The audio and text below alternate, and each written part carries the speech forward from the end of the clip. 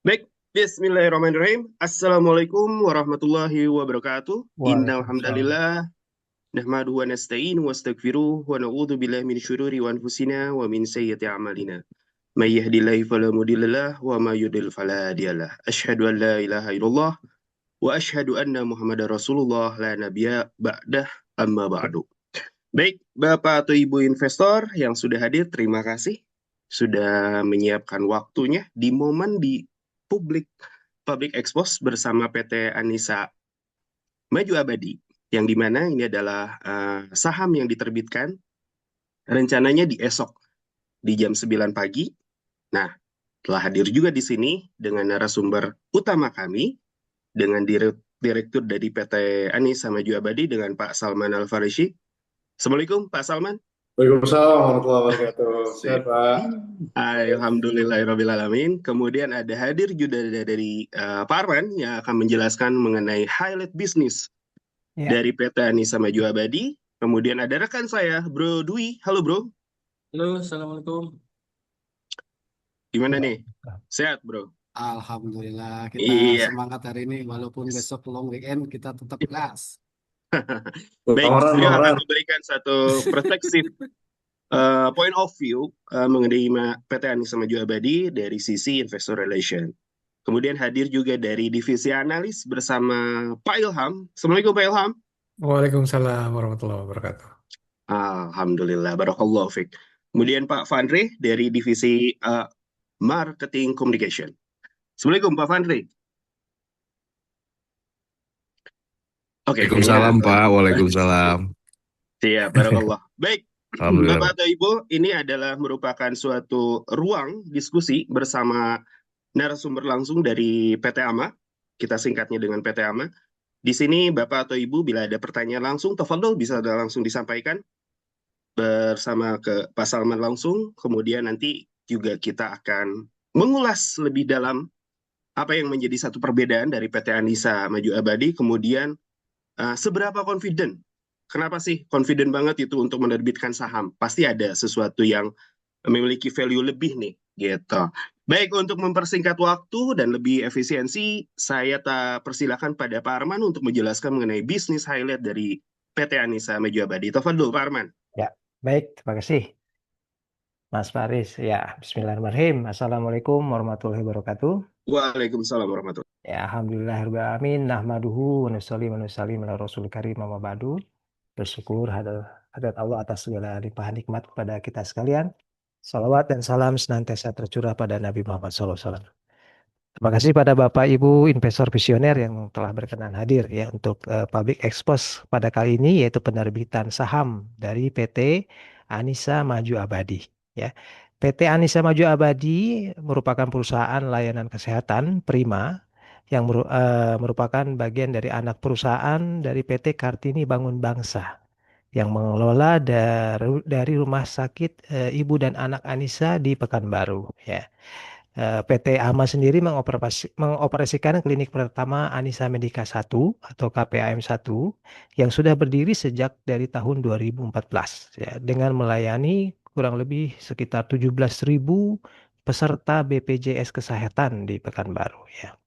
Penerbitan dana saham ini insya Allah akan digunakan untuk mengakuisisi 51% saham dari PT Anissa Bangun Bersama ya, yang merupakan operator dari KPAM 2 ya, dengan kurang lebih sudah ada 30.000 peserta BPJS yang selama ini sudah diintegrasikan ya. Jadi insya Allah dengan proses akuisisi ini nanti akan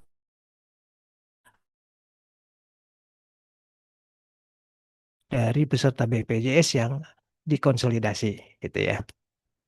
Adapun parameter penawaran untuk penawaran saham pada malam hari ini yaitu dengan total penerbitan di 7.800.310.000 rupiah ya, dengan harga penawaran di 410 per lembar ya.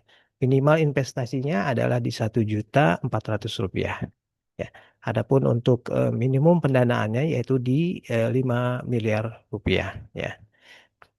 Sedikit highlight dari PT AMA sendiri yaitu dengan pendapatan di tahun 2025 itu sudah mencapai 2,8 miliar ya, dengan laba kotor di 1,8 miliar ya. Adapun di laba bersihnya sudah mencapai 564,7 juta ya. Dan rencana penggunaan dana tadi selain untuk akuisisi, Bapak Ibu sekalian sudah bisa melihat dari prospektus yang kami sediakan ya, dan profil manajemennya ini yang sangat mumpuni ya, karena diawali dari keahlian dari Ibu Kartini ya, yang merupakan bidan senior yang telah berpengalaman untuk dalam bidang persalinan, yang sudah pengalaman lebih dari 2000 lebih untuk bidang persalinan ya, yang merupakan founder dari Rumah Sakit Ibu dan Anak Anissa ya, dan juga tentunya adalah selaku direktur yaitu Pak Salman Alfarisi ya, selain dari founder KBB, dan juga tentunya adalah direktur dari PT AMA itu sendiri ya. Itu mungkin sekilas dari highlight dari PT AMA. Nanti terkait bagaimana penjelasannya, insya Allah akan lebih banyak dibahas detail oleh Bapak Salman sendiri. Itu mungkin Pak Faris, Ya, saya kembalikan. syukran. Ya. Jazakallah. Khairun katsira, Pak Arman, atas bisnis highlight-nya mengenai dari PT Anissa Maju Abadi. Baik, saya mau nanya rekan saya nih, Bro Dwi. Gimana nih, point of view menurut Ya, Bro? kalau menurut saya ini merupakan salah satu kita mempunyai histori nih Pak Faris terkait saham di bidang medical atau kesehatan itu memang dari tempo hari memang sangat bagus, dan untuk kali ini juga kita lihat di beberapa website, di salah satunya di Instagram juga animenya sangat bagus, apalagi beberapa calon investor yang coba kita chat ya Pak Faris, berapa kali kita masuk terus untuk menanyakan bagaimana cara untuk investasinya. Nah, mungkin menarik lagi nih Pak Faris, jadi untuk penawaran pertama di saham PT AMA ini memang sangat kompetitif sekali. Itu harganya per lembar adalah di Rp410, ini Rp410, dan kemudian dengan minimum investasinya adalah di 1 juta. Jadi jangan melihat harga per lembarnya Rp400, tapi adalah kita coba melihat histori dari induknya PT Anissa yang awalnya cuman kurang lebih 150 atau 300 ribu ya Pak Faris. Kemudian di pembukaan saham perdana sampai ke 1.500.000. Kita melihat dan percaya bahwa PT AMA ini akan mengulang histori dari PT Anissa tersebut, Pak Faris. Iya, syukron Bro Dwi atas point of view ya, secara perspektif pribadi nih dari seorang investor relation dari LB Surundana. Baik, ada sesuatu yang menarik sih sebenarnya. Mungkin nanti Bro Dwi boleh cerita ya dari sisi historical induknya dulu nih, dari RSI Anissa nih, sampai sekarang di peak point-nya di harga berapa. Kemudian yang selanjutnya itu yang menariknya dari sisi penawaran dividen yield-nya tuh. Ya, Itu kalau saya hitung tuh kurang lebih setara dengan deposito. Artinya kan nggak rugi justru lebih banget ya. tinggi, justru malah lebih tinggi Betul, nih. rugi betul seperti itu. Kemudian yang dilihat adalah dividen payout-nya kurang Betul, lebih di 75%. 75%. Betul, betul. Jadi Bapak atau Ibu investor, dari produk saham ini benefit yang didapatkan yang pertama itu adalah dividen yang dibagikan dan diberikan setiap setahun sekali. Yang kedua adalah capital gain. Nah, capital gain ini biasanya yang sering diburu ya. Betul nggak, Bro? Betul sekali, karena capital gain memang sangat-sangat unpredictable mengenai kenaikannya. Misalnya kita nggak tahu nih, dari harga 410.000 di tahun depan kita nggak bakal tahu nih akan dapat harga berapa. Rp410. Rp410, sorry, Rp410. Betul. Rp410. Artinya kan dari 300.000 RSI Anissa aja peminatnya banyak. Apalagi ini dengan ditawarkan dengan harga yang lebih murah tuh. Betul sekali. Pasti ngelihat dari sisi marketnya pasti overheat nih kayaknya. Pasti pengen penasaran juga. Baik, oke. Untuk lebih efisien, kayaknya kita penasaran juga nih. Pengen dengar dari direktur dari PT Anissa Maju Abadi yang ingin menyampaikan mengenai rencana nih, penerbitan saham di LBS Surundana. Tafadol, Pak Salman. Assalamualaikum, jazakumullah khair. Waalaikumsalam warahmatullahi wabarakatuh. Waalaikumsalam. Para investor ya, yang calon investor yang hadir malam ini, mungkin ada juga yang investor existing juga ya. malam ini. Alhamdulillah, wassalatu wassalamu ala nabiyina Muhammadin wa ala alihi wa ashabihi wa man tabi'ahum bi ihsan ila yaumiddin. Gak kerasa gitu ya, Bapak Ibu sekalian. Alhamdulillah, progres dari PT eh, KBB gitu ya, Kartini Bangsa, akhirnya kita anak perusahaan ya, kita racing lagi dengan historical dari PT KBB atau Rumah Sakit Anissa yang alhamdulillah, bismillah, saat ini performanya cukup bagus ya dalam segi bisnis kalau menurut kami sebagai penerbit atau pengelola. Dan eh, saat ini memang industri kesehatan terutama di Kota Pekanbaru ya itu cukup bersaing. Dan di Pekanbaru sendiri, kalau Bapak Ibu sekalian bisa mendapatkan info-info terbaru, insya Allah di kota kita ini adalah akan dijadikan pusat rumah sakit terbesar. Saya nggak tahu tuh lagi dibangun informasinya rumah sakit terbesar ya, rumah sakit khusus kanker kalau nggak salah ya, dan khusus jantung juga. Pokoknya one stop lah gitu. Jadi rumah sakit terbesar, proyeknya luar biasa. Sehingga memang industri kesehatan saat ini lagi tinggi. Dan cenderung dari dulu kalau kita lihat pertumbuhan industri kesehatan itu luar biasa. Jika si penerbit atau si pengelola bisa menjaga stabilitas dari perusahaan, maka insya Allah dia akan bertumbuh.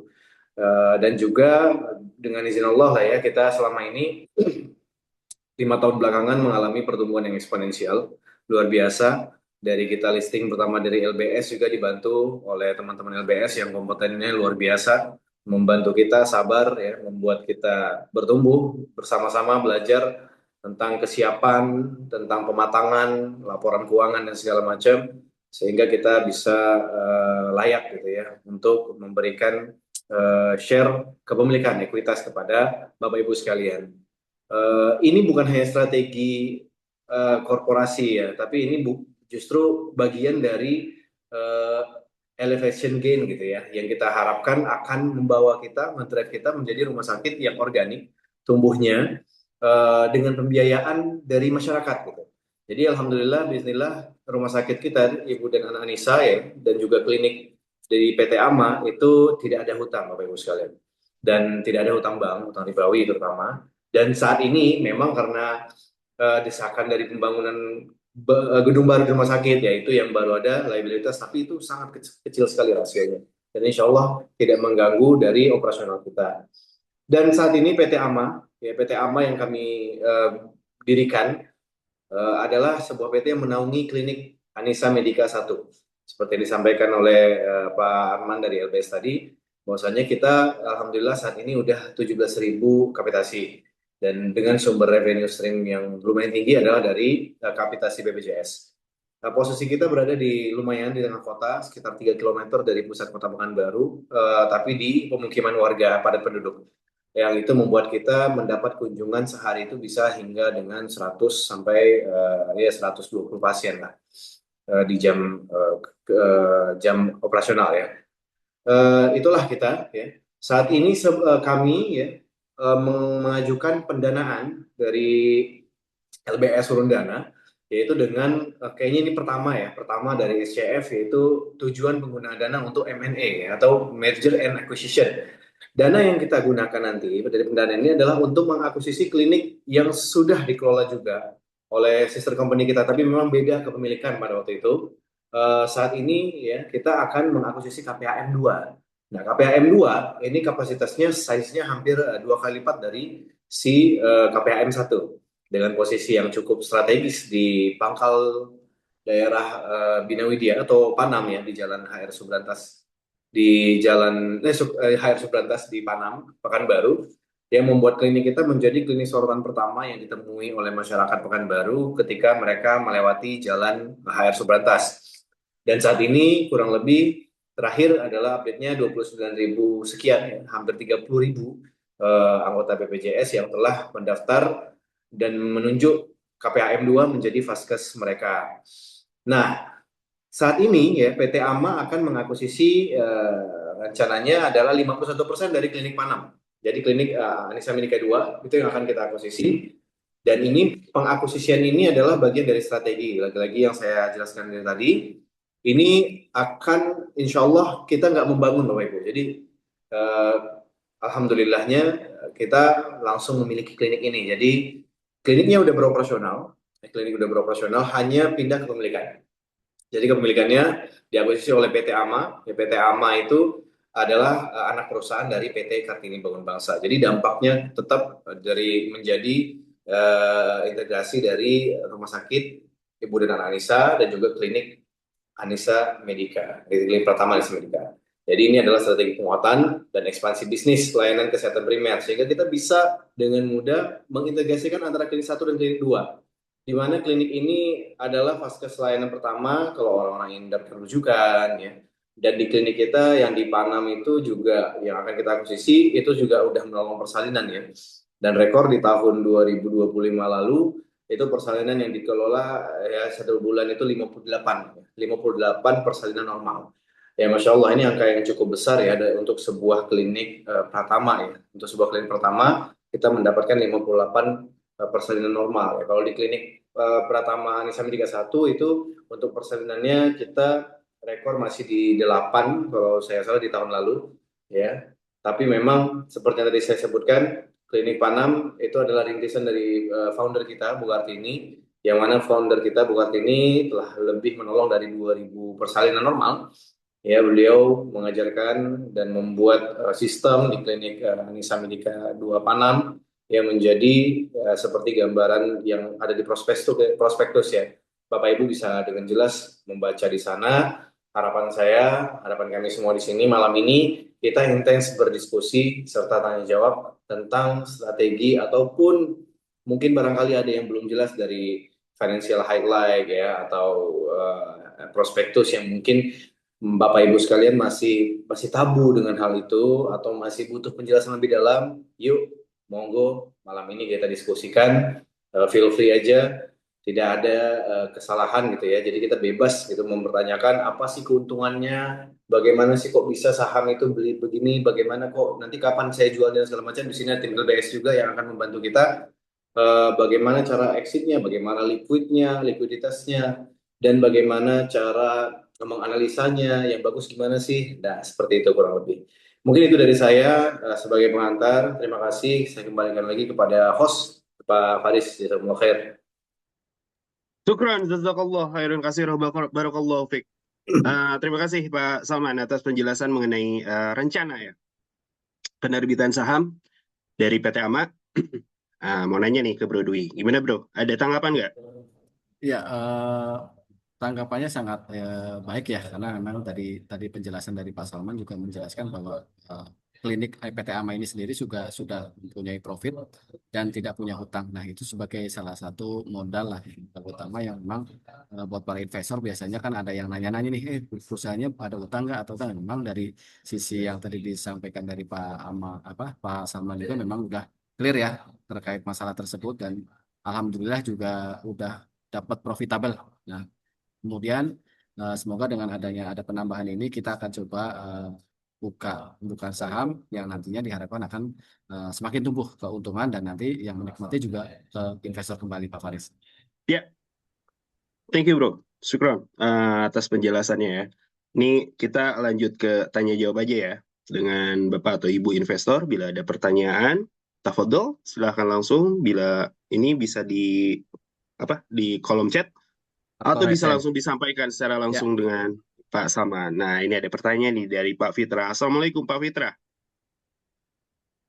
Halo, Assalamualaikum. Panjang soalnya nih, pertanyaan dari Pak Fitra nih.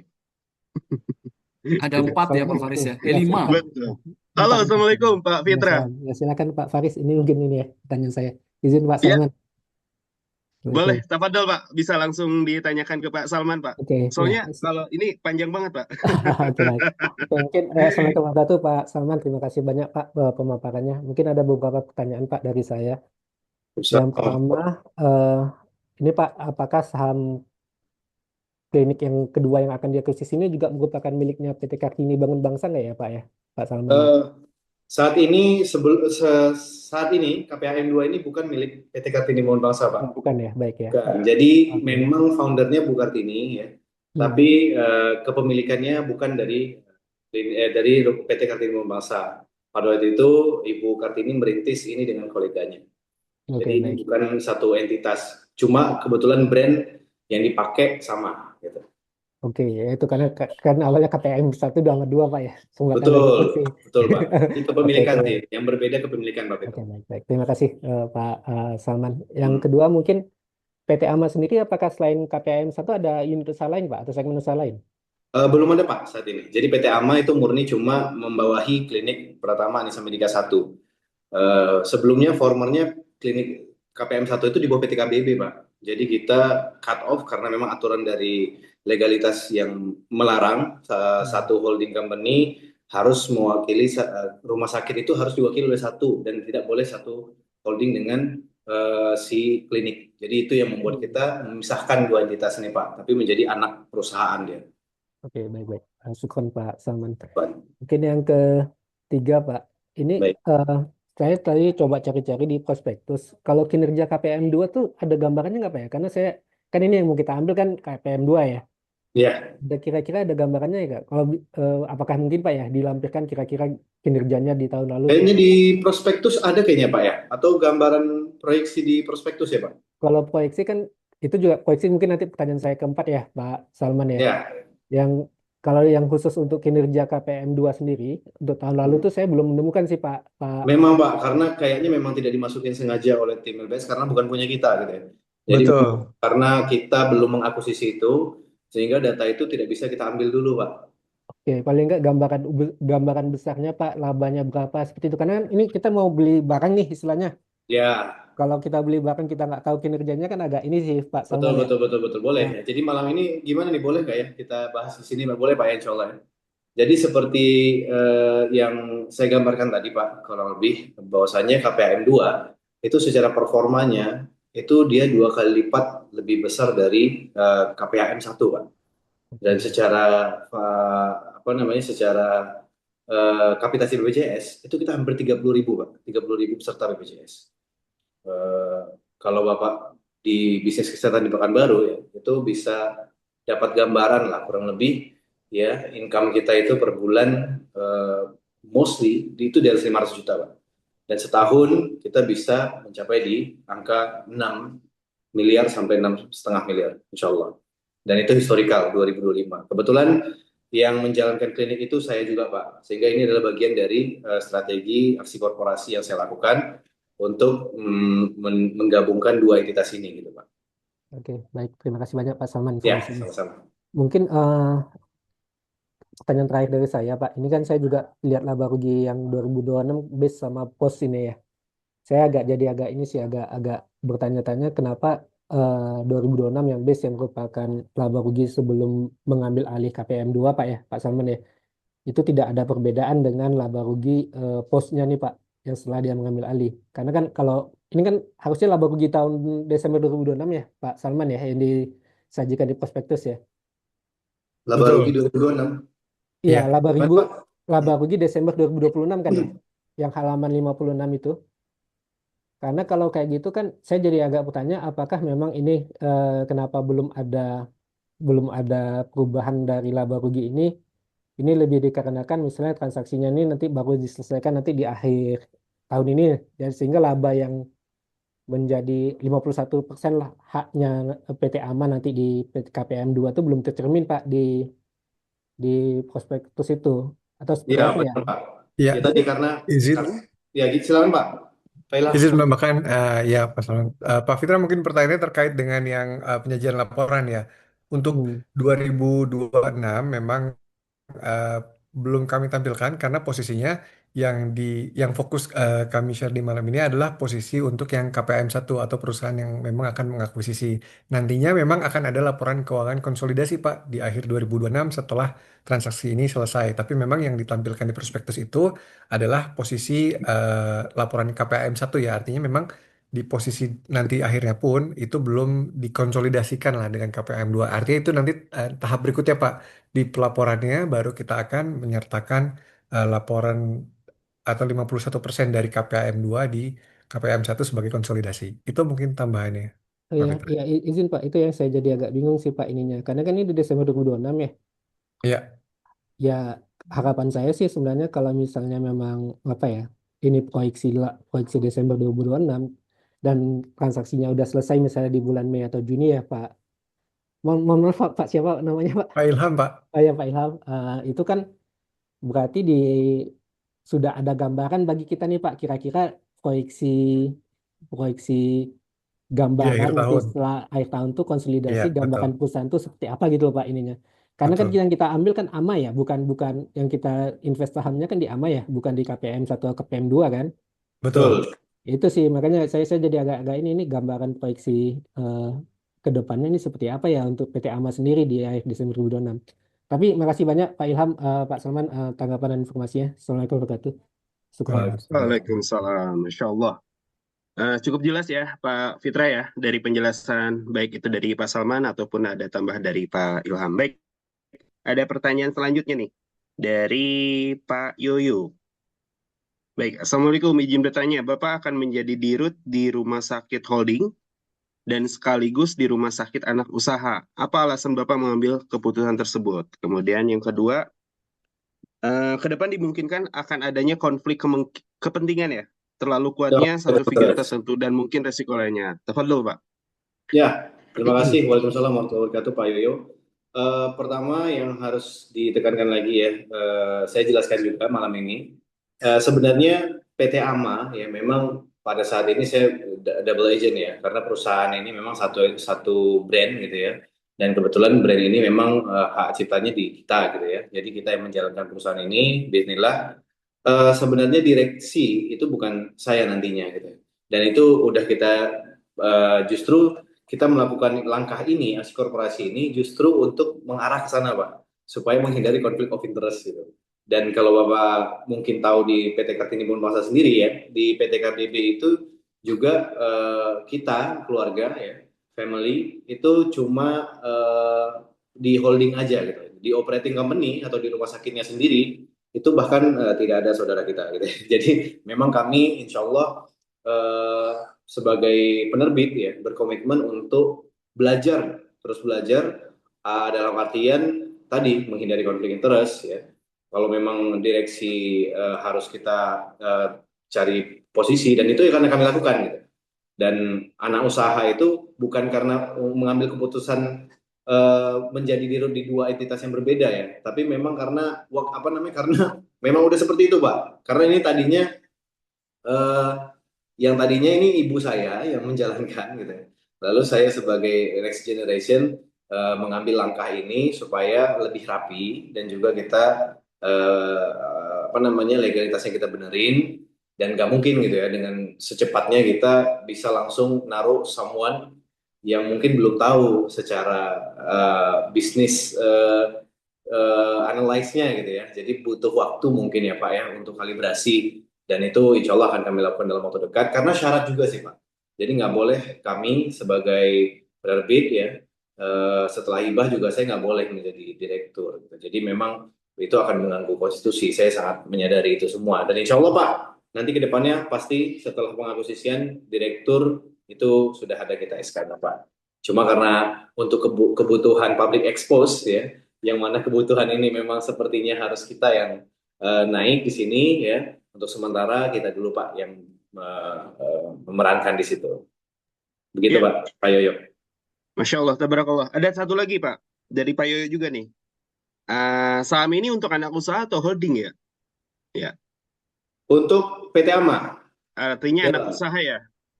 Kalau PT AMA sebenarnya dia salah satu holding juga, cuma dia memang yang membawahi klinik, ya. Cuma secara global PT AMA itu dimiliki oleh PT KBB. Beberapa persentase. Baik, syukuran Pak.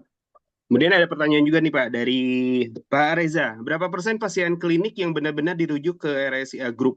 Kemudian yang kedua, kalau RSIA tidak perform, apa dampaknya ke klinik? Baik, terima kasih Pak Reza atas pertanyaannya. Untuk presentasi pasien yang benar-benar dirujuk ke RSIA Group atau ke Rumah Sakit Anissa ya, itu tentu pasien-pasien yang memang disupport layanan kesehatannya Pak, seperti melahirkan ya, terutama di SC dan juga yaitu normal dengan pemberat ya, maka dia akan dirujuk ke sini Pak. Kemudian rawatan anak paling seperti itu. Karena kita memang rumah sakit khusus ibu dan anak. Nah, jadi presentasinya ya kalau memang dia pasien dari klinik memang layanan ibu dan anak, ya hampir 80% kita rujuk ke sini, Pak, ke rumah sakit Anissa. Kalau di pertanyaan nomor 2, kalau RSI Anissa tidak perform, dampaknya ke klinik apa ya? Ya banyak, Pak. Justru nggak boleh tuh, Pak. Jadi RSI Anissa memang dia wajib perform sebagai eh, kolam yang menampung nanti rujukan. Nah, nanti kan insya Allah dalam waktu dekat ini rumah sakit akan berbasis kompetensi, Pak, ya. Itu kita akan menambah fasilitas, ya. Di antaranya adalah radiologi, kemudian ada ya, fasilitas lain yang menunjang lainnya. Nah, itu wajib kita siap dan pasti akan berdampak ke klinik nantinya. Gitu. Jadi klinik sebenarnya secara bisnis, ya, klinik itu diharapkan menjadi muara pertama gitu, Pak, dan bermuara nanti ke rumah sakit. Harapan kita kan seperti itu. Jadi klinik ini adalah jejaring dari yang keran untuk masuk ke rumah sakitnya, terutama di bagian sesario seksio, ya, atau apa namanya operasi nantinya di khusus ibu dan anak. Karena kalau lahiran normal, justru karena memang kita punya nilai di situ, value kita adalah pronormal, ya. Di rumah sakit Anissa ini sebenarnya kita value kita adalah concern ke normal, terutama di klinik gitu ya. Jadi kita harapkan di klinik kami itu kita sangat support persalinan normal. Jadi kita nggak ada kita rujuk. Dimana sehingga kita bisa yang tadi seperti saya bilang tahun lalu di KPAM 2 itu kita rekor hampir 60 persalinan dalam sebulan, persalinan normal dengan izin Allah gitu ya. Kecuali dengan pemberat maka kita akan rujuk gitu. Jadi memang secara performa rumah sakit harus siap gitu menampung rujukan-rujukan yang sifatnya memang disupport dari si klinik tadi. Justru itu harapan kita. Gitu. Gitu Pak Reza. Kalau menjawab. Masya Allah, tabarakallah. Nah, mengandung ini Pak, tadi menyinggung dengan rujukan nih. Menyinggung juga dengan BPJS nih Pak. Ya. Nah, untuk BPJS nih, penagihannya selancar apa Pak? Yang pertama. Kemudian yang kedua, bila terjadi keterlambatan atau bahkan macet, itu seperti apa Pak mitigasinya? Ya, jadi memang di rumah sakit sendiri ya. Kalau kita ngomongin di rumah sakit, ya, alhamdulillah di Pekanbaru BPJS dengan izin Allah ya, sebagai mitra utama, mitra kunci kita, itu tidak ada keterlambatan dalam pembayaran dalam beberapa tahun terakhir. Klinik itu Masya Allah, klinik juga sama. Ya. Kita dibayar BPJS sesuai dengan waktunya, dan alhamdulillah belum ada keterlambatan atau bahkan macet gitu ya. Kecuali mungkin entitas atau klinik-klinik instansi yang diketahui di situ ada fraud. Nah, di situ biasanya tim BPJS ya sebagai mitra, sebagai pelaku jaminan kesehatan negara Indonesia, dia pasti akan melaksanakan due diligence yang tinggi ya untuk terkait dalam penemuan fraud. Nah, rata-rata ya mungkin ya kita nggak menuduh atau gimana, kebanyakan yang bermasalah dalam pembayaran BPJS adalah penerbit atau instansi-instansi yang dalam kurung ya nakal gitu ya, overclaim ya, itu yang membuat kita menjadi terkendala gitu ya untuk klaiman BPJS-nya gitu. Tapi alhamdulillah kami selama ini lancar-lancar kok dengan izin Allah. Masya Allah, subhanallah.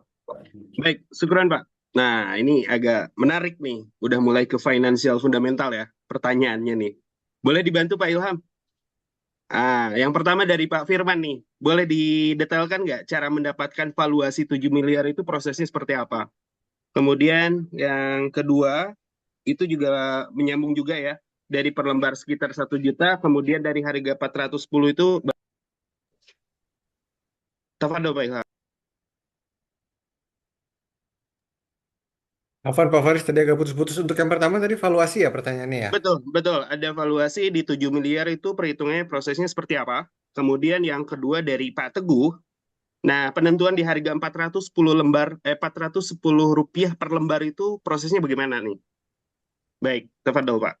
Oke, kalau untuk penentuan valuasi sebetulnya jadi kami awalnya mengkolek data-data yang disampaikan oleh Pak Salman terkait historical pekerjaannya ya, historical performance dari KPAM 1 dan KPAM 2 di tahun 2025, lalu kami memproyeksikan kami menggunakan beberapa metode, ada ada DCF, ada PE ratio, dan ada beberapa metode lain yang memang kami coba formulasikan dengan nilai terbaik, ketemulah di angka valuasi sekian. Lalu untuk porsi atau untuk harga saham per lembarnya sendiri, itu kami menghitung berapa kebutuhan total yang dibutuhkan untuk akuisisi ini. Nantinya total kebutuhan ini dijadikan share atau bagian kepemilikan yang akan dilepas yang nantinya dibagi dengan nilai valuasi perusahaan yang ditentukan di awal tadi. Kurang lebih begitu, Pak Faris. Kalau detailnya mungkin lebih teknis ya, karena lebih kompleks, tapi secara umum gambarnya seperti itu. Iya, baik Pak Ilham. Bagaimana Pak Teguh? Apakah cukup jelas dari penjelasan Pak Ilham? Atau mungkin ada tambahan dari Pak Salman? Tafadhol Pak. Untuk valuasi Pak ya. Betul. Ya, kalau kita ngomongin valuasi ini kita pasti ada rumusnya Pak ya. Kebetulan saya juga mempelajari tentang valuasi di tahun 2019 pada waktu itu ya, di mana kalau valuasi secara rumus ya pasti itu kerjanya Pak Ilham ya. Tadi yang dijelaskan bahwasanya ada rumus-rumus yang digunakan ya, baik itu dari income ya, dari bisa dari hitungan dari aset, kemudian digabungkan dari omset ya, dan banyak sekali. Dan itu ada biasanya indikator pengali yang sifatnya berdasarkan industri. Jadi kalau di industri kesehatan itu pengaliannya berapa sih yang wajarnya gitu kan, yang fairnya berapa sih? Itu biasanya juga ada. Dan itu ya itu butuh pelajaran pastinya gitu. Dan sifatnya lagi valuasi memang kalau kita ngomongin di market value ya, valuasi itu nanti akan diakui jika dia terpenuhi. Nah, jika penawaran itu disambut oleh para pembeli gitu ya, maka disitulah pembuktian bahwasanya valuasi itu dianggap fair gitu. Nah, itu seperti itulah kurang lebih Pak, cara mendetailkannya gitu ya. Bagaimana mendapatkan valuasi 7 miliar gitu ya dari yang diambil gitu 26% ya. Dan kalau kita gabungkan ya sebenarnya cukup wajar gitu Pak ya. Pada dulu kalau kami boleh sharing, dulu di Anissa sendiri itu kita nggak nyangka juga gitu bahwasanya valuasi kita di awal itu 48 miliar. Padahal aset kita itu nggak sampai 10 miliar Pak. Karena kalau 10 miliar nggak boleh listing di LBS. Karena di SCF sendiri itu 10 miliar itu udah over asetnya gitu. Jadi kalau waktu itu kita 9 miliar. Nah, once kita udah valuasi, kita juga kaget, oh ternyata 48 miliar. Berarti ada potensi yang secara analisis keuangan yang belum belum perform gitu. Tapi dia will perform gitu. Ada potensi. Nah, potensi ini bisa dibaca dan dianalisa dari analisa keuangan, Pak. Itulah namanya valuasi. Dan once benar ketika publik membeli saham di Rumah Sakit Anissa, kita bikin gedung baru, dan ternyata ya saat ini Masya Allah gitu ya. Saat ini aset kita jadi bengkak Pak di 32 miliar dalam waktu 2 tahun setengah. Bayangin Pak. Padahal dana yang kita dapat dari publik di LBS aja 9,3 miliar. Nah, sisanya dari mana? Kalau kita ngomongin apple to apple, 9 miliar di awal ditambah 9 baru 18 miliar, Pak. Tapi ada uang ya atau dana yang dihasilkan dari tadi lah Pak, ditahan, yang bisa kita taruh di pengembangan, kemudian ada dana dari investor ya. Kemudian ada dana-dana yang bisa kita maksimalkan untuk tadi nge-scale nih bisnis menjadi besar dalam waktu yang singkat gitu. Nah, itulah yang mungkin perlu kita pelajari sebagai mungkin Pak Firman seorang yang menjalankan usaha juga atau mungkin seorang investor ya, maka valuasi itu cukup banyak caranya Pak. Tapi secara umum nanti bisa ditanya lebih detail ke Pak Ilham deh.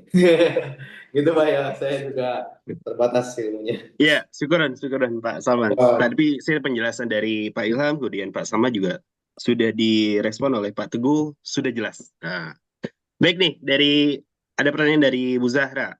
Apakah saham ini akan langsung ikut pasar sekunder pada tahun ini? Mungkin dari Bro Dwi nih bisa jawab mengenai strategi exit liquidity ini. Boleh. Dapat dong. Terima kasih Pak Faris. Dari Bu siapa tadi Pak Faris? Bu Zahra. Bu Zahra ya. Baik, terima kasih pertanyaan Bu Zahra. Jadi untuk mekanisme di SCF Security Portfolio Funding ini memang kita bisa melakukan transaksi jual beli di pasar sekunder. Nah, di pasar sekunder itu terjadi setiap tahun itu setiap 3 bulan sekali di bulan Maret, Juni, kemudian September dan Desember. Namun untuk bisa melakukan transaksi jual belinya adalah the next di tahun 2027, artinya setelah 1 tahun. Karena setelah 1 tahun biasanya untuk pembelian saham ini akan mendapatkan dividen terlebih dahulu. Dan kemudian setelah ada pasar sekunder di bulan Maret atau di bulan Juni nanti para investor ini bisa melakukan transaksi jual beli. Tentunya dipastikan pasti harganya lebih di Rp410, Pak Faris. Iya, syukron. Tuh. Jadi intinya karena ini adalah saham perdana, Ya, artinya dapat diperjualbelikan di pasar sekunder itu di tahun depan ya. betul. Iya, ada pertanyaan juga dari Pak Yusuf. Kayaknya mendingan ngobrol langsung deh Pak Yusuf menyampaikan ke Pak Salman. Panjang ya Assalamualaikum Pak Pak Faris. Yusuf. Iya, betul soalnya. Assalamualaikum Pak Yusuf. Halo. Halo Pak Yusuf. Coba. Atau boleh dibacakan, Bro? Halo Bro Dwi. Boleh dibacakan mungkin dibantu. Oke, baik. Terima kasih nih, Pak Salman. Ada pertanyaan lanjutan nih dari Pak Yusuf. Ya, siap Mas Duyan. Ya, KPAM 2 akan diakuisisi 51% sahamnya. Nah, sebenarnya saham 49% itu sisanya dimiliki oleh siapa? Itu pertanyaan pertama. Kemudian yang pertanyaan keduanya adalah pemilik saham KPAM 2 saat ini yaitu PT Anissa Bangun Bersama. Apakah ada bukti legalitasnya? Karena saya cari di website AHU online tidak ada atas nama tersebut. Pak Salman, tafadhol.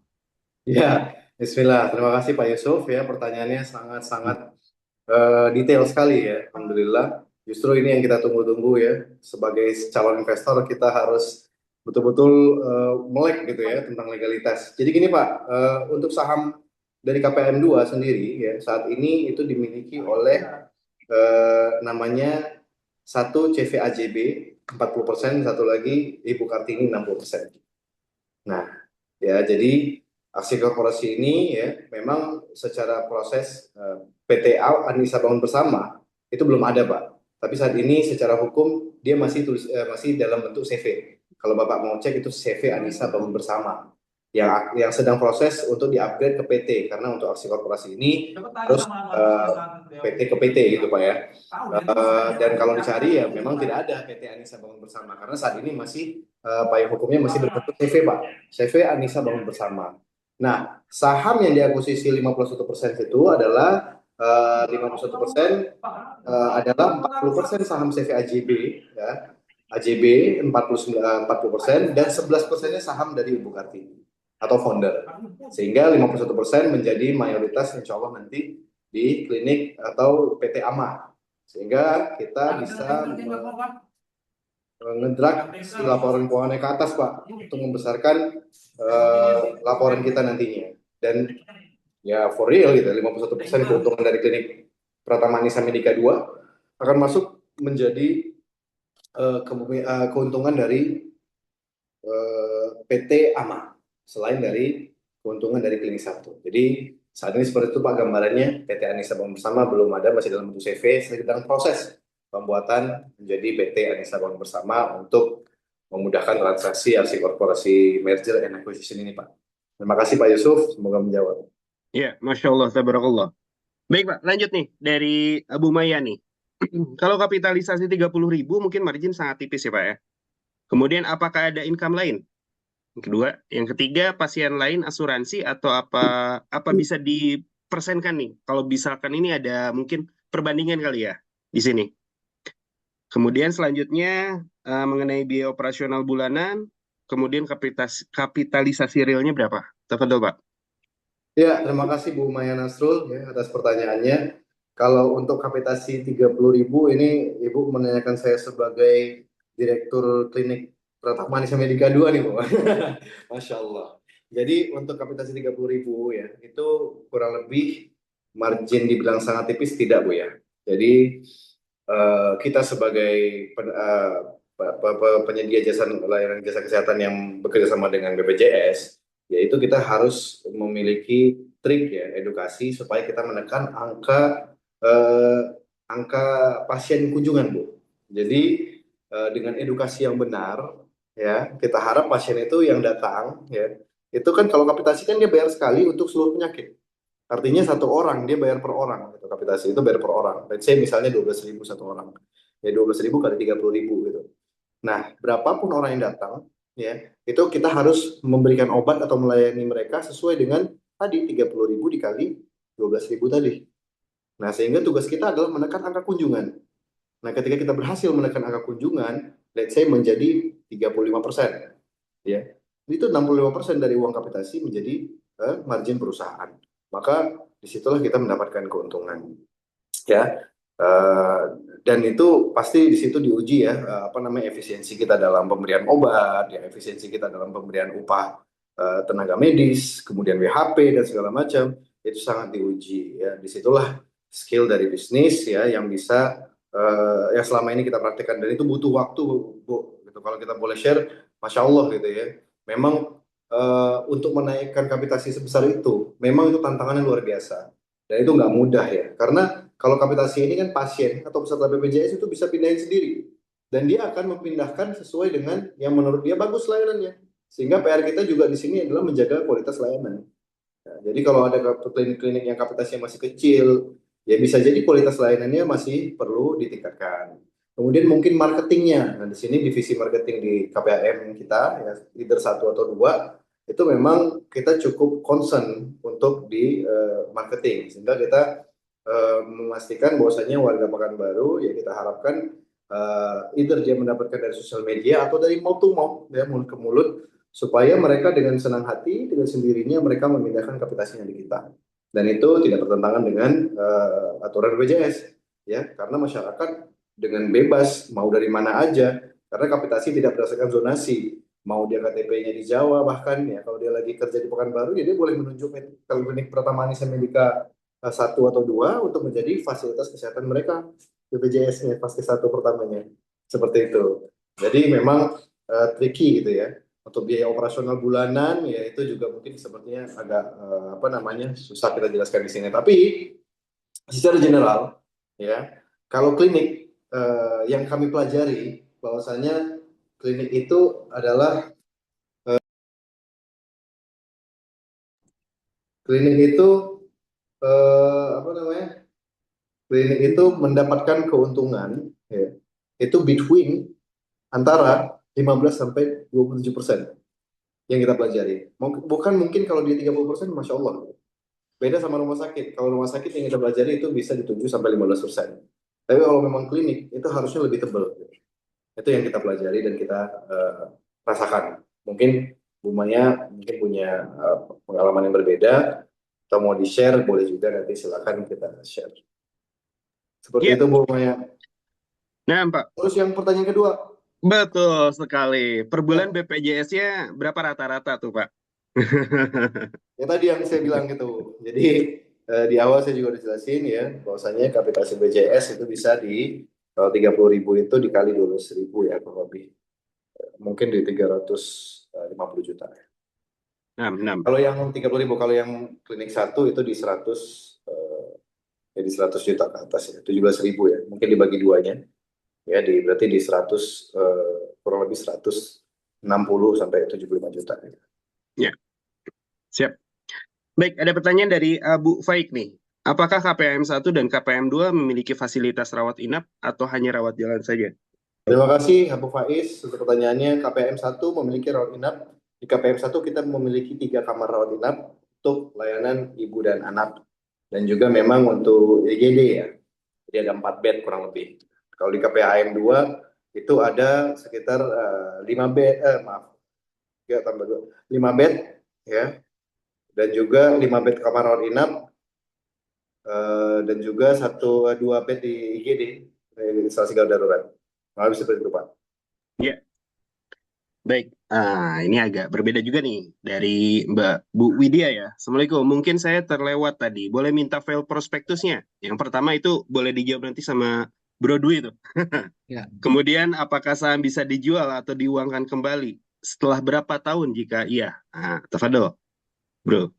Ya, untuk prospektus ya, tadi file prospektus ya, file prospektus bisa diunduh di halaman di www.lps.id. Kemudian di bagian listing kan di kita karena ini pre-listing, nah itu bisa melihat di layar keduanya, nanti tinggal klik aja untuk unduh prospektus. Itu Bapak Ibu, Ibu bisa dapatkan untuk file PDF terkait prospektusnya, atau nanti Ibu bisa chat ke kami tim IR, nanti coba akan bantu mengirimkan file untuk apa namanya, file PDF untuk prospektusnya.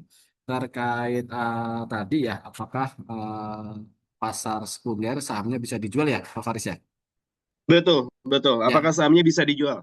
ya, itu tentunya bisa dijual ketika Bapak Ibu udah melihat keuntungan atau margin nih untuk dapat ternyata ada gap atau margin dari harga awal Rp410 menjadi harga misalnya di 1.000 ataupun 2.000 misalkan. Nah, dari situ kan Bapak Ibu istilahnya akan dapat capital gain. Nah, Bapak Ibu di situ juga bisa menghitung berapa nih kira-kira saya akan dapatkan capital gain dari hasil menjual saham setelah di eh, selain tadi dividen, tentunya yang dapat setiap tahun, Bapak Ibu juga bisa menikmati apa namanya capital gain di pasar saham melalui di pasar sekunder, Pak Faris. Iya, Sukron, Bro Dwi. Baik, saya ulas kembali ya Pak. Bro, jadi Bapak atau Ibu investor jika ingin mendownload prospektus, Bapak dan Ibu bisa masuk ke web akun LBS. Setelah itu nanti ada unduh prospektus. Di sana Bapak atau Ibu bisa mempelajari mengenai entity atau penerbit dari PT Anissa Maju Abadi. Kemudian yang kedua, apakah saham bisa dijual atau diuangkan kembali? Tentunya nanti di pasar sekunder. Nah, setelah berapa tahun? Minimal 1 tahun. Karena ini adalah saham perdana, maka Bapak atau Ibu yang sudah membeli atau memiliki saham dari PT AMA ini bisa dijual di pasar sekunder di tahun depan. Oke, cukup jelas ya? Ya. Sama ini Pak Baik, Faris tambahan mungkin ke depan mungkin pasar sekunder bisa setahun lebih dari 4 kali. Nah tentunya itu kita mengikuti dari regulasi dari OJK ya Pak Faris terkait untuk berapa kalinya karena memang dari awal memang kita 4 kali mungkin awalnya mungkin 2 kali kemudian jadi 4 kali karena memang sesuai dengan aturan dari pemerintah yaitu OJK kita mencairkan untuk melakukan pasar sekunder bisa dibilang 4 kali ya Pak Faris ya koreksi kalau salah ya. betul. 1 tahun itu saat ini karena mengikuti regulasi OJK diberlakukan hanya 4 kali dalam 1 tahun. Nah, boleh deh nyambung lagi nih dari Pak Jeffrey. Bro Dwi, gimana Ya. cara bergabungnya sebagai investor nih? Boleh Ya, dijelasin? tentunya terima kasih Pak Jeffrey. Tentunya untuk bergabung sebagai investor, Pak Jeffrey harus mempunyai akun terlebih dahulu di LB Surundana. Nanti Pak Jeffrey bisa melakukan pembuatan akun di www.lbs.id, kemudian melakukan pengisian dan pengirian data, kemudian baru bisa melakukan invest di LB Surundana. Atau nanti kita coba berikan informasi IR atau Investor Relationship ke dalam chat ini atas nama saya Dwi, kemudian Pak Faris dan Pak Wisnu ya. Nanti Pak Jeffrey bisa menanyakan gimana sih caranya untuk bisa berinvestasi. Atau nanti di akhir periode biasanya kita juga tampilkan ya Pak Faris gimana sih tata cara investasi di LB Surundana. Pak Faris. Betul. Intinya bagi Bapak atau Ibu yang belum memiliki akun di LBS Surundana, maka segera untuk mendaftarkan diri sebagai investor dan bisa membeli ya di besok hari di jam 9 pagi. Baik, menyambung nih dari Pak Teguh. Kayaknya ke Pak Salman nih. Apakah ada pelayanan pasien dengan sistem asuransi selain BPJS nih Pak? Nah, jika ada, apakah ada unsur goror? Mungkin boleh dijelasin Pak Salman. Ya, terima kasih Pak Teguh. Terima kasih Pak Faris ya diwakilkan. Eh, Betul Pak, kita ada sistem asuransi selain BPJS kita layani ya. Artinya kita bekerja sama dengan pihak asuransi lain. Tapi insya Allah untuk perjanjiannya kita sesuaikan tidak ada unsur gorornya. Tidak ada unsur goror. Dan walaupun ada eh, apa namanya perjanjian kita atau pasien-pasien dengan sistem asuransi yang lain itu jauh Pak, itu di bawah 3% Pak. Jadi memang didominasi oleh BPJS. Kalau Bapak warga Pekanbaru itu eh, kita di bisnis rumah sakit dengan pengalaman yang saat ini ya, itu mostly di Pekanbaru tuh 95% orang pakai BPJS, Pak. Ya, either dia mobilnya keren atau segala macam mungkin secara finansial dia mampu, tapi tetap rata-rata memanfaatkan penggunaan BPJS, memaksimalkan penggunaan BPJS. Dan BPJS juga nggak melarang gitu ya. Kalau mampu nggak usah pakai BPJS nggak ada gitu. Jadi bebas aja gitu. Bahkan ya, di beberapa rumah sakit besar ya itu juga banyak juga kok. Dan di klinik Panam itu masya Allah Pak.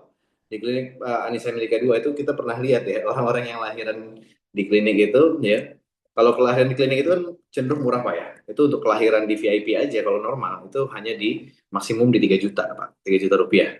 Ya itu dari VIP, di kamarnya udah ada TV, ya, udah AC, kemudian dari dalam gitu. Ini seperti standar rumah sakit lah gitu kamarnya. Itu pasien-pasiennya Masya Allah pakai mobil Fortuner ya. Secara keuangan kita pikir bahkan pasiennya mampu nih sepertinya, tapi ya BPJS user semua gitu, Masya Allah. Dan itu unsur goror pun kalau ada sangat-sangat kecil yang mudah-mudahan tidak mempengaruhi dari kehalalan dari fatwa Ustaz Irwandi ya, kemarin ya. Betul. Insya Allah. Jadi udah dicek gitu ya sama tim Syariah Compliance LBS, yang mudah-mudahan insya Allah tidak ada unsur goror. Iya, syukron Pak Salman. Nah, menyambung juga nih dari Pak Fitrah mengenai legalitas nih Pak. Belum selesai nih. Itu dia. Baik. Jadi betul ya, bukan harus diubah dulu Pak, jadi sedang diubah. Jadi memang karena keterbatasan waktu dan kemampuan kami Pak, ya keterbatasan pengetahuan kami juga gitu ya, yang mengharuskan memang proses ini dijalankan secara paralel. Jadi saat ini memang kita tinggal nunggu aja sih Pak, harusnya PT itu terbit dalam beberapa hari ke depan, dan insya Allah mudah-mudahan harapannya ini tidak ada permasalahan di kemudian hari, karena proses penawaran itu masih 45 hari Pak, ya. Dan kami harap juga besok mudah-mudahan keluar itu tahunnya. Amin gitu ya. Jadi rencana proses perubahan itu sedang dijalankan Pak, bukan ditunda, sedang dijalankan dari tim legal, dibantu sama tim legalnya LBS juga. Baik, barakallah Pak. Semoga dari penjelasan Pak Salman mengenai legalitas sudah terjawab ya Pak Fitra. Baik, ini mengenai market nih Pak, dari Pak Hari, mengenai persaingan antar fasilitas klinik di Pekanbaru nih bagaimana nih Pak? Untuk availability dokter spesialis juga seperti apa? Baik. Ya, terima kasih Pak Hari ya, pertanyaan yang cukup concern juga ini ya, untuk persaingan antar fasilitas kesehatan klinik terutama di Pekanbaru. Itu kita pikir tidak terlalu sikut-sikutan Pak ya, kalau kami merasa seperti itu. Tergantung dari kita ya. Alhamdulillah selama ini kami nggak pernah mencari masalah ya dengan klinik lain, bahkan kita saling mengcover, Masya Allah gitu. Tatkala kami libur kemarin, contohnya libur Lebaran, kebetulan tim kita di klinik minta libur 2 hari ya, harusnya memang 1 hari, yaitu bahkan kita bekerjasama dengan klinik yang tidak jauh dari kita lokasinya untuk melimpahkan pasien kita ke mereka. Nanti sistemnya bagi klaiman aja gitu. Jadi klinik yang menampung pasien kami ngeklaim ke kami, dengan harapan bisa tetap melayani peserta BPJS yang terdaftar di kami walaupun kondisinya kami sedang libur Lebaran. Dan Masya Allah gitu, mudah-mudahan lah ya, apa yang kami rasakan ini dirasakan juga oleh kompetitor gitu. Jadi jangan sampai sikut-sikutan gitu ya. Kita sama-sama fasilitas kesehatan, justru kompetisi yang membuat kita menjadi terus bertumbuh. Harapan saya sih gitu Pak, sebagai pelaku bisnis terutama di bidang pelayanan kesehatan di Pekanbaru. Untuk availability dokter spesialis, karena di klinik ini Pak, di klinik itu tidak ada dokter spesialis Pak, di klinik pertama. Jadi di klinik pertama itu maksimum itu dia di dokter umum Pak. Jadi dokter umum melayani poliklinik umum dan juga bidan. Kita ada bidan untuk melayani poliklinik KIA. Ya, jadi kesehatan ibu dan anak. Jadi kurang lebih seperti itu. Nah untuk klinik sendiri, availability kalau memang boleh share ya, availability dokter spesialis di Pekanbaru cukup banyak ya. Cukup banyak, itu tergantung kita sebagai sebagai instansi yang menjadi mitra, akan menjadi mitra dari para dokter spesialis, tergantung penawaran-penawaran dan juga hubungan antara kita gitu ya, yang ya win-win lah, win-win solution gitu ya. Kita sama-sama di sini sama-sama berkhidmat ya untuk umat. Kalau kita judulnya berkhidmat sih, karena kita fasilitas kesehatan. Masalah mendapatkan keuntungan itu juga wajib menjadi concern dengan cara tadi efisiensi, kemudian dengan perhitungan cost dan harga yang wajar ya, itu juga menjadi concern kita gitu, sehingga balance tuh antara tadi ya, khidmat tadi ya juga berdampak dalam keuntungan harapan kita itu, dan itu terbukti alhamdulillah bisa dikombin ya dari fasilitas kesehatan. Jadi ada memang orang-orang yang berpikir rumah sakit kok nyari untung gitu ya, mungkin ada pemikiran yang belum terbuka di situ, bahwasanya memang fasilitas kesehatan ya memang wajar gitu mencari keuntungan dari fasilitas kesehatan ya, itu tidak diharamkan juga oleh agama gitu kan, Masya Allah gitu. Kalau diharamkan ya ini tidak mungkin statusnya menjadi ya, saham syariah gitu. Masya Allah, tabarakallah. Baik Pak, tadi menyinggung dengan persaingan Nah, Betul. saya mau nanya juga nih Pak mengenai Boleh Pak company Faris. culture mungkin apa yang membedakan dari Anissa dengan klinik-klinik lainnya, boleh Pak? Sekalian Pak. Kalau di kita memang secara value creation yang udah dibuat oleh founder kita yaitu ibu kita, ibu saya, ya Bu Kartini, memang dari dulu bunda kami itu menciptakan fasilitas layanan dengan servis yang memanusiakan manusia dengan tagline mendampingi sedekat sahabat. Ya. Jadi memang pasien-pasien di kita, terutama ibu dan anak, yang dulu mungkin warga Pekanbaru gitu ya, pernah merasakan melahirkan dengan ibu saya, itu memang merasakan pendampingan yang pendekatan humanis ya, yang lebih mengedepankan persahabatan ya manusiawi. Itu mungkin yang membuat layanan kami di sini menjadi keunggulan dan itu memang udah dirasakan dan terbukti dari review Google yang mengatakan bahwasanya pelayanannya ramah. Alhamdulillah kami juga sangat senang gitu ya. Dan itu memang udah jadi culture kita gitu. Di Anissa itu para karyawan, terutama di bagian frontliner ya, itu setiap tahun ada pembekalan tentang public speaking, tentang service excellence yang udah kita jadikan culture dan kewajiban di sini. Jadi setiap frontliner itu wajib tersentuh dengan program service excellence dari holding company. Jadi wajib semuanya dibimbing langsung ya. Alhamdulillah founder kita Bu Kartini masih terjun turun gunung gitu ya untuk memimpin di bagian-bagian terutama di public speaking. Kalau public speaking masih saya juga turun untuk membina teman-teman terutama di public speaking ya, bagaimana kita confidence ngomong depan publik, bagaimana kita bisa menjelaskan, kemudian menenangkan pasien, tatkala pasien yang masih banyak emosional, karena pasien kan datang dengan anxiety ya, kalau orang sakit itu cenderung gitu ya Mas Faris ya, datangnya dengan ketakutan, kecemasan. Nah tugas para nakes di sini, either itu dokter ataupun bidan atau perawat, siapapun, maka bahkan security sekalian gitu ya, maka dia tugasnya adalah menenangkan, memberikan informasi yang nyaman, ya. Itu menjadi nilai-nilai yang kami pikir sampai sekarang yang menurut kami menjadi value creation yang disorot oleh publik. Seperti itu. Baik. Nah, lebih ke pendekatan humanis dan hospitality standar service ya. Excellent Lebihnya service dari ya. sana. Kalau Jadi saya simpulkan. Betul. experience-nya excellent gitu ya. Jadi di sana Baik. dilayani sebagai manusia. Ketemu security-nya dapat 90, ketemu pendaftarannya dapat 90, sampai udah pulang. Ya, harapannya 99 gitu. Kalau 100 hanya milik Allah, Mas Faris. Nah. Barakallah. Baik nih, kayaknya ke Bro Dwi nih pertanyaan ini mengenai strategi nih. Mungkin ada point of view nih dari Pak Waris. Bro Dwi, kapan nilai capital gain bisa dilihat dan bagaimana penentuannya? Yang pertama. Ya, Kemudian apabila investor sudah merasa cukup waktu untuk menjual saham di pasar sekunder, apa jaminan pasti terbelinya? Kemudian yang ketiga, dan apakah dari pihak PT akan membelinya jika tidak ada investor lain yang minat membeli saham tersebut? Ya, silakan. ya mungkin untuk pertanyaan ketiga nanti Pak Salman ya yang akan menjawab ya, karena kalau misalnya nggak ada yang beli, apakah PT dari PT AMA sendiri akan membeli? Nah itu ya Pak Faris ya. Betul. Mungkin yang pertama untuk nilai capital gain bisa didapat di mana? Tentunya di secondary market ya, di pasar sekunder yang terjadi di tahun depan. Karena nanti pasar sekunder di tahun ini di 2026 juga belum terbentuk untuk khususnya PT AMA sendiri. Jadi baru akan terbentuk nanti di secondary market di tahun di 2027. Tentunya biasanya di awal pasar sekunder dibuka itu langsung ketahuan di harganya berapa. Nah, kemudian terkait pertanyaan kedua itu apakah bisa dijual ya, Pak Faris ya? Apa nih? Yang pertanyaan kedua. Kemudian apabila investor sudah merasa cukup waktu untuk menjual Ya, saham di pasar sekunder, apa jaminannya mungkin bisa dibeli oleh investor lain?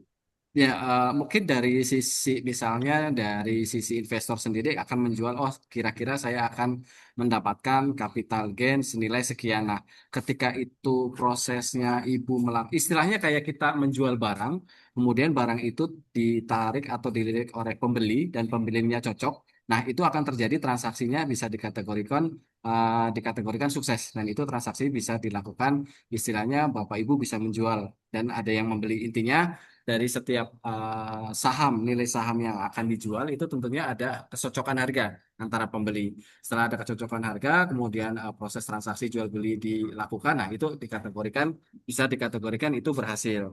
Nah, namun pertanyaan ketiga nanti apabila kita sudah menjual ternyata tidak ada yang beli nih, apakah dari PT AMA sendiri mungkin dari Pak Salman akan membeli buyback seperti itu ya Pak Faris ya? Betul, betul, betul. Kita langsung tanya Pak Salman deh. Mungkin ada rencana buyback nggak, Pak, ke depannya, Pak? Kalau rencana buyback sebenarnya ada ya opsi itu ya, tapi memang disesuaikan dengan kemampuan perusahaan sih Pak. Baik, Kemampuan baik. kita. Ya. Tapi clue-nya ada ya, Pak ya? Rencana ke sana ya, Pak ya? Karena itu juga akan mempengaruhi terhadap Pasti, harga pasti. evaluasi. Betul, betul. Ya ada dong, pasti ada ya. Baik. Kita kembali lagi deh ke Pak Salman nih dari pertanyaan Pak Reja mengenai mitigasi resiko. Apa risiko terbesar yang bisa bikin investor rugi, Pak? Kemudian yang kedua, worst case skenario-nya bagaimana? Kemudian yang ketiga, apakah pernah mengalami penurunan pasien? Masya Allah, pertanyaannya sangat-sangat Paket lengkap, Pak. paket lengkap ya. 3 skenario terburuk gitu ya. Resiko terbesar yang bisa bikin investor rugi ya untuk Pak Reza ya. Kalau menurut saya saya memposisikan diri sebagai investor juga Pak di sini gitu ya. Karena kalau kita ngomongin tentang bisnis ya, di sini kan saya juga sebagai pemilik gitu ya, pemilik mayoritas saya dan family. Memang resiko terbesar dari kita sebagai sohibul mal atau pemilik modal tadi ya adalah kesalahan kita sendiri mostly rata-rata. Greedy-nya kita, ya, tamaknya kita, kemudian waktu kita mau keluar time to exit, time to chip in gitu ya. Itu balik ke situ sih Pak, lebih ke siklus seorang investor. Yang bikin kita rugi itu adalah tadi greedy pasti. Yang bikin kita rugi ya dari segi kita investor. Tapi kalau yang bikin kita rugi dari segi investor juga sebelum menanam modal ke sana atau chip in di sana, mungkin analisa risiko kita kurang tepat, mungkin kita hanya FOMO ngikut-ikut orang, mungkin kita hanya baca sekilas, mungkin kita hanya trust, mungkin karena Bapak ngelihat oh penerbitnya Masya Allah Insya Allah amanah nih, udah saya feeling aja deh, tapi Bapak nggak baca prospektus ya Bapak salah strategi. Jadi memang dari LBS sendiri contohnya misalnya kalau kita ngomongin tentang investasi, LBS membatasi 5% gitu ya. Maksimum nilai investasi portofolio kita atau kemampuan investasi kita 5% dari penghasilan tahunan. Ya. Itu udah batas amannya sehingga diharapkan para investor saham itu tidak all in gitu ya. Tidak menjadi gambler di sini gitu ya. Terutama di instrumen investasi. Karena instrumen investasi bukan untuk judi, Pak, bukan untuk taruhan-taruhan, bukan kita untuk all in seluruh harta kita ke dalam sini gitu ya. Tapi ini justru kita menjadi tadi ya balik lagi menjadi seorang yang memang dia concern hartanya taruh di mana, ke perusahaan-perusahaan yang sepertinya mempunyai nilai-nilai social value-nya ada gitu, bukan hanya sekedar oke nih bisnis halal gitu kan, oke nih bisnisnya keuntungannya tinggi nih marginnya Masya Allah gitu, tapi tabrak tubruk gitu ya, ada horornya, kemudian ada transaksi ribawi, kemudian dengan karyawan zolim Masya Allah ya gitu. Di sini Masya Allah gitu, kita bukannya overclaim gitu ya, tapi mudah-mudahan ya kita istiqomah, Allah istiqomahkan, itu kita nggak berani membayar atau mengambil hak-hak karyawan dari holding kita sendiri. Komitmen kita adalah seperti itu gitu. Bahkan untuk peminjaman ribawi ya itu sangat menjadi komitmen kita dari awal kita membangun PT Kartini Pasar. Jadi kalau di sini seperti itu Pak, yang bikin resiko terbesar investor rugi adalah tadi sifat investornya sendiri. Kemudian pertanyaan kedua Pak Reza, worst case skenario perusahaannya, ya pasti saya pikir semua perusahaan itu dia punya mitigasi risiko. Secara general ya, mitigasi risiko ya pada umumnya ya pertama force major ya, jika terjadi ini, jika terjadi itu. Pada umumnya sama Pak. Ya, kita worst case skenario perusahaan adalah tadi ya,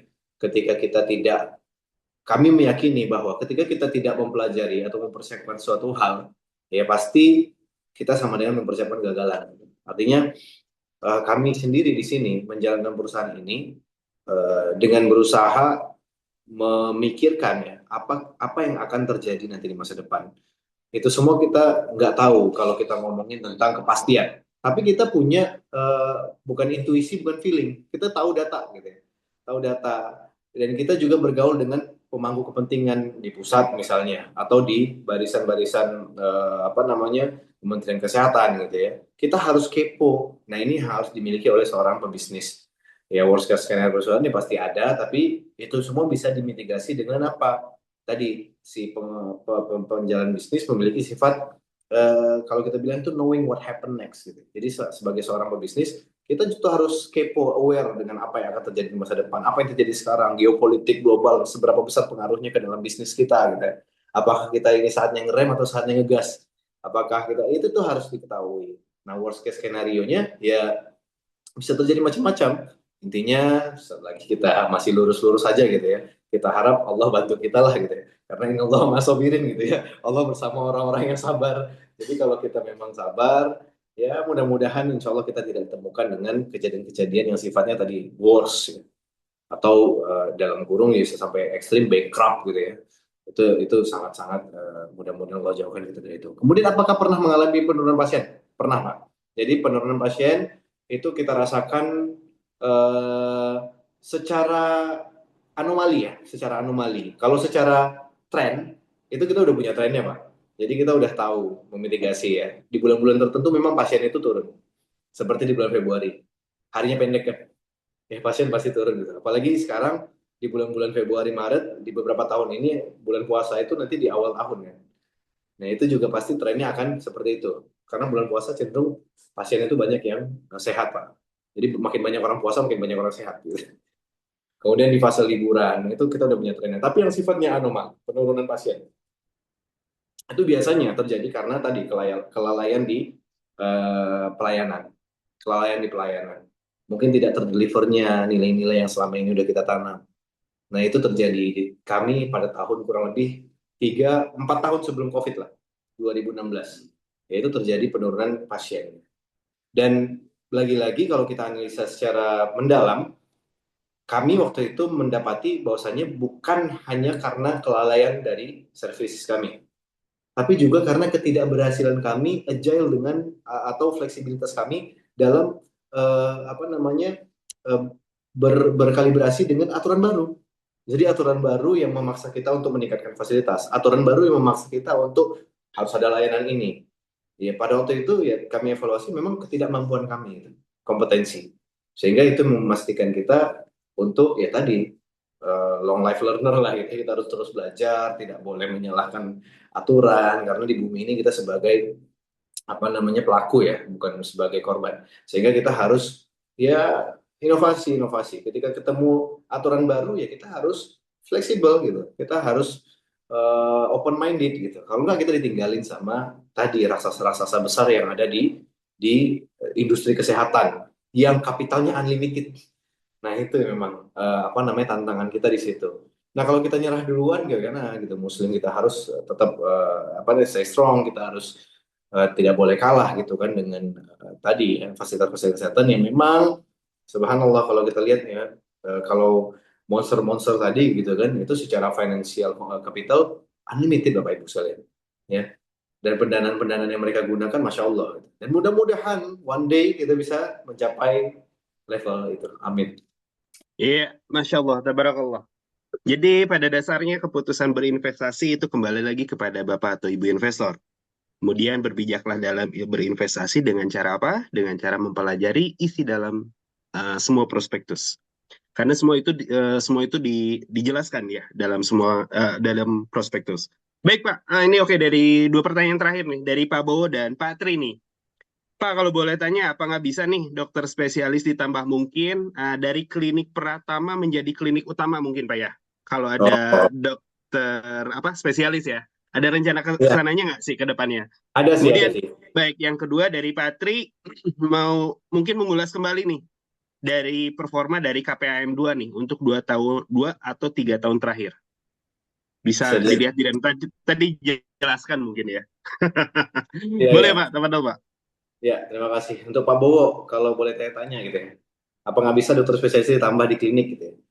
Memang nantinya gitu ya, di klinik, kita sebenarnya di CVABB atau di PT ABB, itu saat ini punya klinik praktek dokter bersama. Jadi ada 2, sebenarnya yang kita akuisisi ini Bapak Ibu, 2 klinik.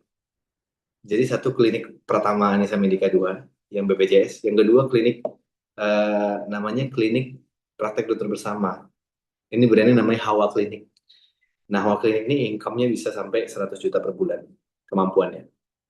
Ya, income-nya. Ya, net profit-nya masih kecil lah, karena dia masih baby ya, masih belum bisa profiting. Baru 2 tahun ini kita rintis. Eh, Ya mudah-mudahan ya spesialis itu memang tadi kita balik lagi dengan ketersediaan dokter, terutama di bidang ibu obgyn ya, obgyn dan ginesterologi itu dokter-dokternya banyak, apa namanya, dokter perempuan itu memang agak sulit gitu kita cari. Ya, rata-rata dokter perempuan itu STR-nya udah dipinang oleh rumah sakit yang besar gitu. Eh, yang mungkin ya nanti insya Allah ada, mudah-mudahan lah dalam waktu dekat ada dokter kita yang memang berasal dari eh, royal family juga ya. Mudah-mudahan insya Allah nanti dokter tambah variatifnya, kita harapkan tahun depan, tahun ini ya, itu variasi dokternya kita tambah lagi insya Allah, variasi pelayanannya. Kemudian kalau dari Pak Tri Bagus ya, kalau mau lihat performa dari KPM 2 untuk 2 sampai 3 tahun terakhir bisa di mana ya? Itu sebenarnya tadi Pak, karena ini adalah PT AMA Klinik KPM 1, jadi memang tidak bisa dilihat, tapi sedikit saya kasih gambaran Pak.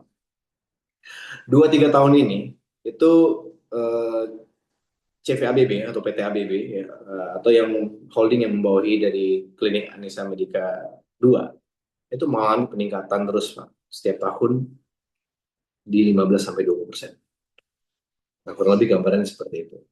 Jadi sebenarnya secara bisnis ya, pasti saya lagi nunggu pertanyaannya nih, gitu. Kenapa lakukan ini? Kenapa dijual ke publik gitu? Kenapa founder exit gitu dan segala macam? Baiklah, sebenarnya kalau saya boleh menjelaskan, ini bagian dari pertumbuhan gitu ya, bagian dari corporate action. Kami sebagai founder ya, terutama bunda kami ya, founder menyadari bahwasanya untuk bertahan saat ini itu memang harus kita crowd, kita rame-rame gitu. Karena together we are stronger gitu kan.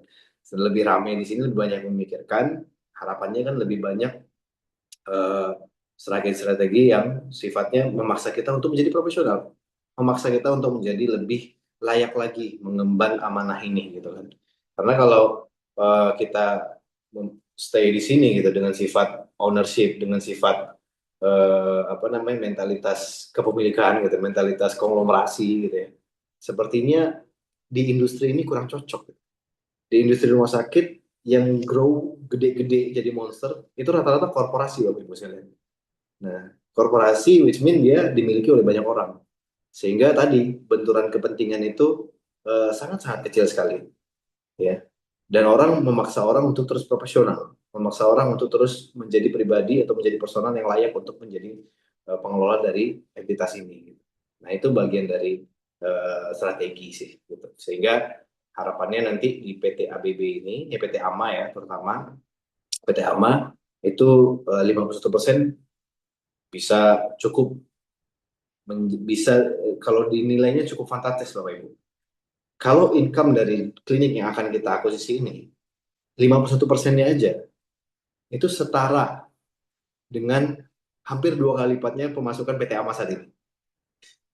Jadi nanti once itu udah merger dan acquisition, itu bisa income dari PT AMA itu meningkat hingga 75% Bapak Ibu, sampai 100% bahkan. Karena tadi size-nya gede. Jadi yang kita ambil ini adalah perusahaan yang udah mature. Sementara PT AMA masih seperti itu gitu, karena scalability-nya beda gitu. Ini sangat dipengaruhi dari posisi juga gitu Pak Faris. Oke, syukuran Pak. Kayaknya Wah, ada pertanyaan nyelip satu lagi nih Pak. nyelip ya. Mengenai dividen payout ratio nih, apakah akan selalu di 75% atau ada perubahan nih Wah, rencananya Pak? terima kasih. Oh, ini ada sedikit spill nih Pak. Ada pasien ramai di hari Senin, Selasa, Jumat, Sabtu. Boleh Pak, sekalian Pak. Sambil dibaca nih Pak Andrianto, pasien ramai di hari Senin, Selasa dan Jumat atau Sabtu gitu ya. Di sini ramai terus Pak. Kalau di kita tuh ramai terus gitu ya. Pasien ramai di Senin, Selasa, Jumat ya. Kamis juga Pak, gitu. Kamis juga ramai. Karena kalau sakit nggak ada musim soalnya. Tapi Pak pas libur Lebaran hilang tuh Pak. Jadi seminggu sebelum Lebaran ya. Jadi hari Minggu cukup sepi Pak. Hari Minggu cukup sepi. Nah, orang anak-anak tuh pada sembuh gara-gara mau ke mall katanya. Kalau untuk dividen payout ratio ya dari Pak Hari ya, apakah akan selalu 70% dari laba bersih setiap tahun? Jawabannya tidak Pak. Jadi 75% itu adalah angka optimis kita di tahun ini sih Pak. Di tahun pertama sebagai sweetener untuk para investor, Masya Allah yang udah berkontribut gitu ya. Itu kita apresiasi dengan memberikan 75% dari dividen payout ratio di PT AMA. Gitu, karena memang saat ini pengembangan PT AMA itu nggak terlalu besar Pak kebutuhannya. Kebutuhan klinik itu dengan standarisasi dari BPJS sebagai mitra utama, itu kita hanya menambah laboratorium sederhana dan juga fisioterapi, klinik fisioterapi. Dan itu setelah kami hitung-hitung cost-nya tidak gede Pak. Sehingga sangat possible di tahun pertama kita pakai di 75% ya sebagai sweetener untuk ngegedein yield kita di tahun pertama Pak. Jadi yield itu bisa berubah sih, tergantung dari strategi bisnis. Kalau memang nanti memaksa kita untuk bertumbuh atau meningkatkan fasilitas baru, maka DPR atau dividend payout ratio-nya mungkin kita turun menjadi 50%. Ya. Tapi secara kebutuhan eskalasi, pembesaran gitu ya, ekspansi, itu klinik tidak seperti itu Pak. Ya, tidak se ekstrim itu ekspansinya seperti rumah sakit ya. Kalau bor tinggi harus digedein itu. Kalau di klinik nggak seperti itu Pak. Di klinik kita cukup mungkin kalau memang butuh sewa ruko satu lagi, kita sewa ruko satu lagi ya, untuk menambah besarnya ruang tunggu gitu. Tapi kalau untuk penambahan fasilitas dari aturan BPJS alhamdulillah nggak sebesar itu. Dan beda sama rumah sakit. Kalau rumah sakit itu memaksa kita untuk meningkatkan fasilitas. Karena demand-nya rumah sakit ya karena tadi one stop healthcare gitu ya. Sehingga kayak sekarang aja kita di rumah sakit Anissa itu kita udah ada bedahnya. Itu bedah minor, itu udah mulai masuk berdatangan orang-orang khusus buntu, orang-orang yang bedah-bedah yang sederhana itu udah masuk. Circumcise itu udah mulai banyak. Dan nantinya akan ada standarisasi kita harus menyediakan layanan ronsen ya, atau radiologi. Unit radiologi itu ya investasi yang tidak kecil gitu ya. Alat ronsen itu ya cukup besar ya, harganya minimal di 4 digit itu, miliaran itu harga di alat ronsen itu. Maka memaksa kita untuk dividen payout ratio-nya sangat pasti fluktuatif Bapak Ibu, tergantung strategi perusahaan. Kalau Ya, seperti itu Mas Faris. ya, Masya Allah, tabarakallah. Baik Bapak atau Ibu, kita sudah ada di penghujung waktu. Dan pertanyaan pun mungkin tidak semua terakomodir, Afwan. Jadi bila ada pertanyaan dari Bapak atau Ibu, bisa melalui investor relation kami dengan saya, Faris, kemudian ada Dwi, kemudian ada Pak Wisnu. Baik, sebelum kita mengakhiri di public expose ini, ada conviction statement dari Bro Dwi. Tafadhol. Ya, baik untuk para Bapak Ibu investor visioner, dari saya cukup sederhana di pembukaan saham perdana di PT AMA karena kita melihat insya Allah juga nanti akan mendapatkan keuntungan lebih jika apabila Bapak Ibu berinvestasi di PT AMA yang akan di listing besok pagi jam 9 insya Allah. Nah, jadi untuk Bapak Ibu silakan siapkan untuk pembeliannya di besok jam 9 pagi ketika sudah berlisting. Pak Haris. Oke, syukron Bro. Baik, dari Pak Salman nih, kita tunggu-tunggu nih dari conviction statement dari Pak Salman sendiri mungkin bisa disampaikan kepada Bapak atau Ibu investor yang sudah hadir malam ini. Alhamdulillah. Tafadhol. Terima kasih Mas Faris. Alhamdulillah Bapak Ibu sekalian, terima kasih atas kehadiran malam ini di Pabex ya, Public Expose, yang mana malam ini udah meluangkan waktu, Masya Allah ya. Harusnya malam ini untuk istirahat, tapi kita sampai sekarang antusiasme Bapak Ibu, ini masih ada 90 orang lebih di sini, luar biasa. Kami dari penerbit ya, dari Rumah Sakit Anissa dan Anissa Corp, serta entitas yang lainnya, kami menyadari penuh Bapak Ibu, bahwasanya investasi ini, keputusan yang Bapak Ibu ambil dalam investasi ini, itu memerlukan pertimbangan yang cukup matang. Dan kami harap seluruh informasi yang kami berikan itu menggambarkan transparansi dari seluruh informasi yang Bapak Ibu perlukan. Jadi kami berkomitmen gitu ya Bapak Ibu untuk menjalankan bisnis ini secara transparan, semoga Allah mudahkan gitu ya, dan bertanggung jawab. Karena no time to waste Bapak Ibu sekalian. Betul seperti Pak Waris katakan, di kota RS besar banyak dikelola non-muslim. Sementara pasien terbesarnya di Indonesia itu Muslim.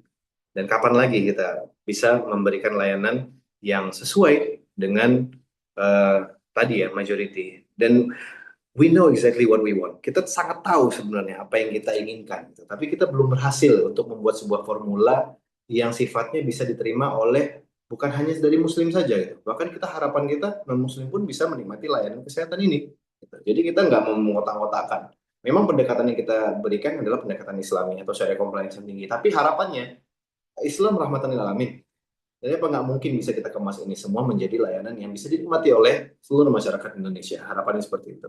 Sehingga mudah-mudahan pertumbuhan yang terjadi di bisnis ini dapat memberikan nilai jangka panjang bagi seluruh pemangku kepentingan, Bapak Ibu sekalian, bagi kami, bagi kaum muslimin. Bahkan yang paling utama adalah, menurut kami adalah, yaitu pasien kita.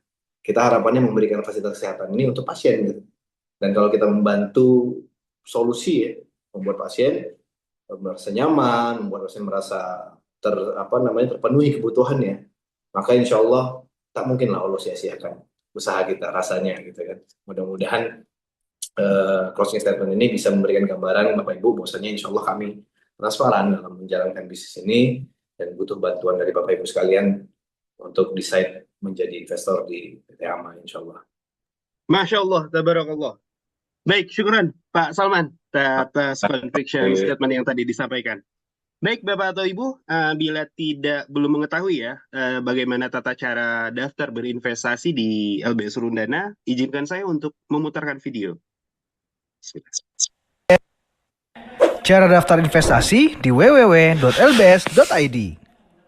Pertama, buka www.lbs.id di browser Anda. Kedua, buka dashboard, lalu scroll dan klik cari bisnis. Akan tersedia perusahaan yang siap diinvestasikan. Klik bisnis yang ingin Anda ketahui. Silahkan membaca highlight bisnis dengan mengunduh prospektus. Jika Anda tertarik, silahkan klik beli saham atau beli sukuk dan mengisi jumlah lembaran yang ingin Anda investasikan. Selanjutnya, lakukan proses pembayaran via transfer bank. Setelah itu, cek riwayat transaksi di profil dashboard. Setelah saham atau sukuk berhasil dibeli, maka otomatis kolom ini, saham atau sukuk, akan bertambah. Selanjutnya, Anda akan mendapatkan email tanda tangan digital. Silahkan dilakukan prosesnya. Nah, proses selesai. Sekarang Anda sudah bisa berinvestasi di LBS Urundana. Selamat berinvestasi. Raihlah kesuksesan akhirat dan dunia bersama LBS Urundana. Investasi yang bikin nyaman. LBS. Oh, Masya Allah, tabarakallah. Baik, Bapak atau Ibu, mengingatkan kembali, besok jangan lupa untuk memantau ya. Karena besok adalah waktunya listing di jam 9 pagi di hari Sabtu. Untuk PT Anissa Maju Abadi. Baik, terima kasih Pak Salman. Terima kasih atas Pak Mari. kehadirannya dan penjelasannya begitu detail dan deep dan clear banget kepada Bapak atau Ibu yang sudah hadir malam ini. Thank you bro, Dwi. Terima kasih Pak Salman. Mas Dwi, laporan. Baik, terima kasih Pak Ilham. Tadi penjelasannya mengenai finansial fundamental. Terima kasih semuanya, Pak. Baik, Bapak atau Ibu, terima kasih. Ya, siap. Baik, Bapak atau Ibu, terima kasih atas yang sudah hadir malam ini. Izinkan saya untuk menutup dengan doa majelis. Subhanakallahumma wa bihamdika asyhadu an la ilaha illa anta astaghfiruka wa atubu ilaik. Assalamualaikum warahmatullahi wabarakatuh. Waalaikumsalam warahmatullahi wabarakatuh.